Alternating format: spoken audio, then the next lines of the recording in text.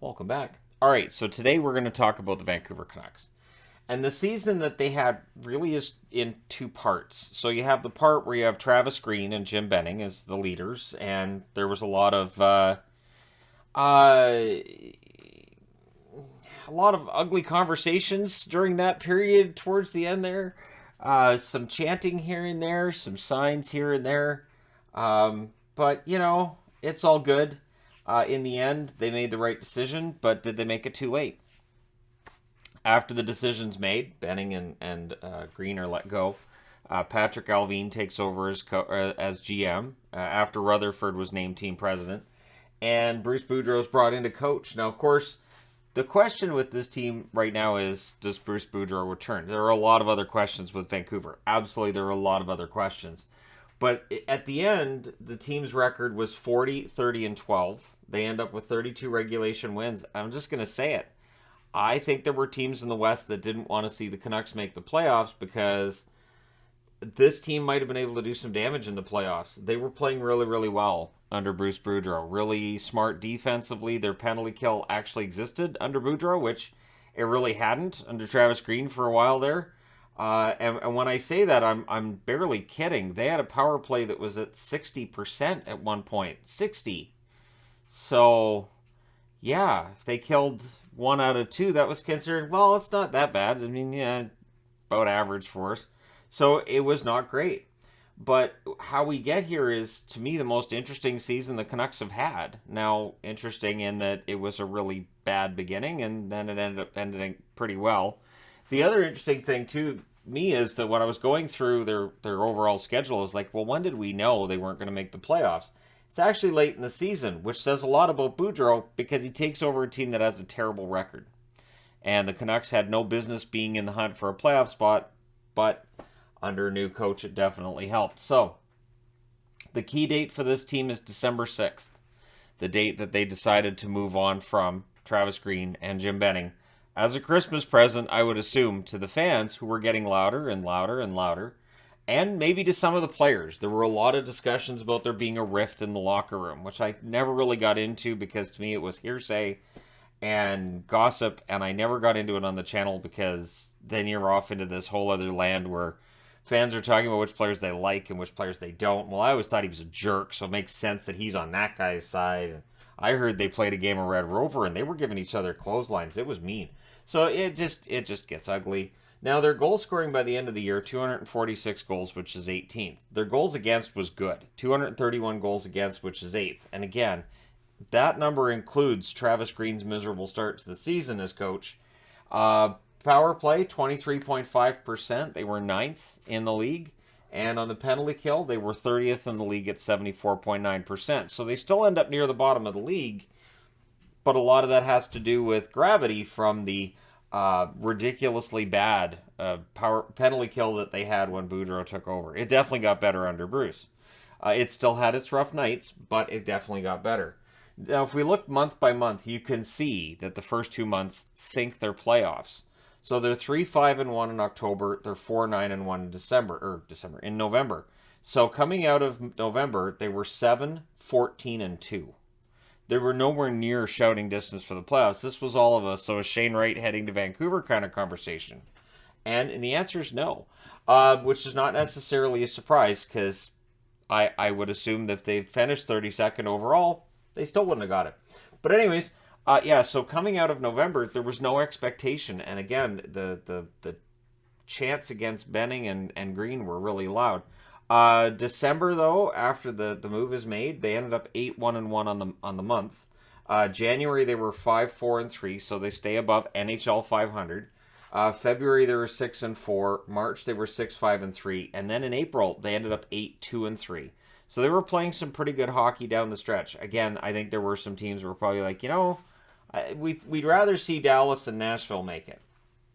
But anyways, that's just speculation on my part. Could be completely wrong. And we'll see what they do next year. I will say expectations are going to be pretty high next season. They should be. This is a team that showed they can compete, that they could beat some pretty good teams, and that with good coaching comes some good results. And of course, if Boudreau decides to return, and I think he will, I think he'll stay and work that last year of the contract. I think they should make the playoffs. They should. I don't know that there's any excuses left. But we may end up with some in the offseason. JT Miller's going to be one to watch. He ended up being their top point producer, 80 games, 32 goals, 67 assists for 99 points. Sad he doesn't get to 100. And again, you make that coaching change sooner, Miller might have ended up with 105 or 110 points.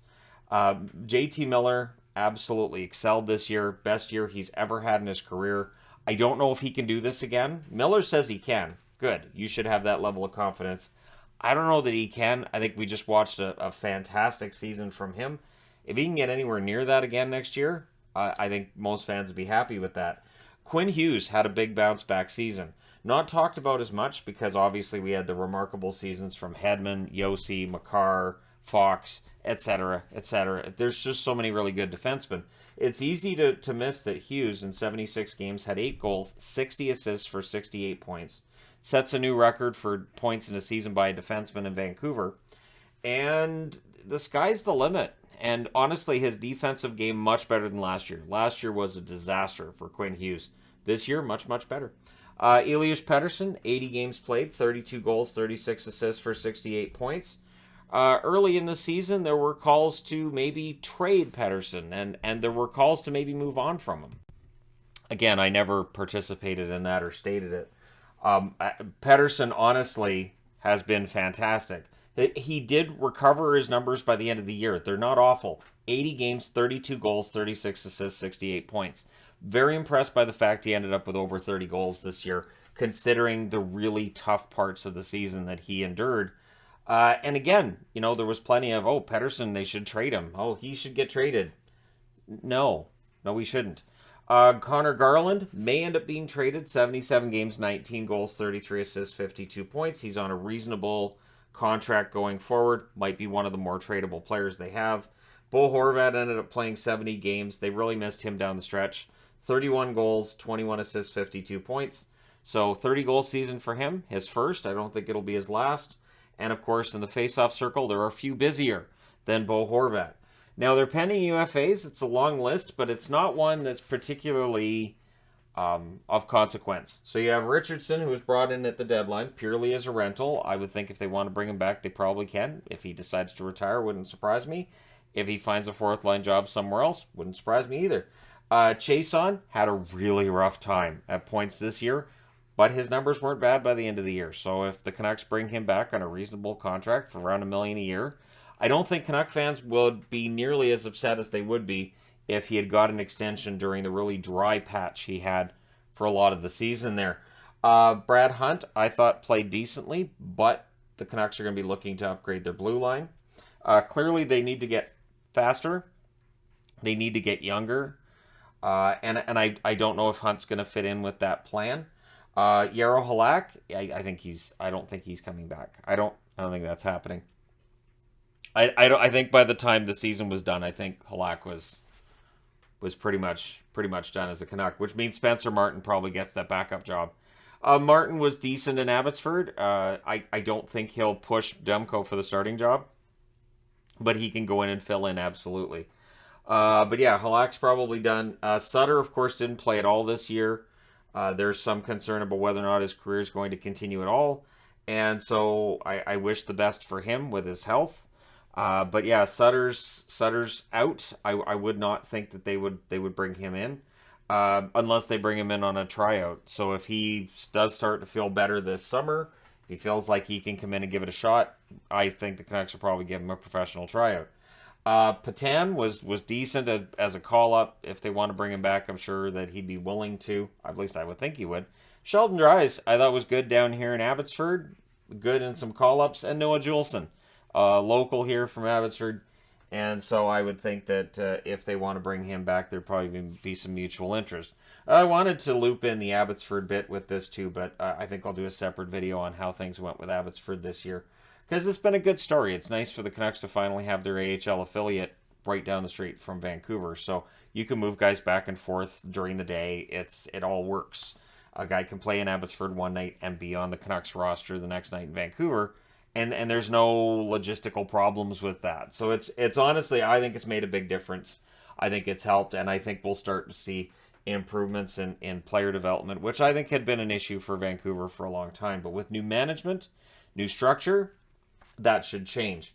And again, the big question I have is, does Boudreau return next year? And if he doesn't, who do they bring in? Now, I'm not all doom and gloom. I'm not of the mind of, if they don't bring back Boudreau, I'm going to lose it. I'm going to flip out. I don't feel that way at all. But again, it's about, who do you replace him with? What kind of coach is this team going to respond to the most? And again, I don't see any reason why Bruce wouldn't want to come back. He clearly had a good relationship with the players. The players like being around him.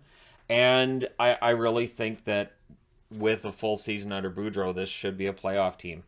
But we'll see. They've fooled us before, both in the positive and in the negative. They've made the playoffs in seasons they weren't expected to, and they've definitely been able to miss the playoffs in seasons they were expected to make it. So we'll see what they do. Let me know your thoughts in the comment section below, as always. Don't forget to hit like and subscribe if you're browsing your way through. You just happened upon this video. And hey, thank you guys so much for watching, for all your support. I will talk to you again soon.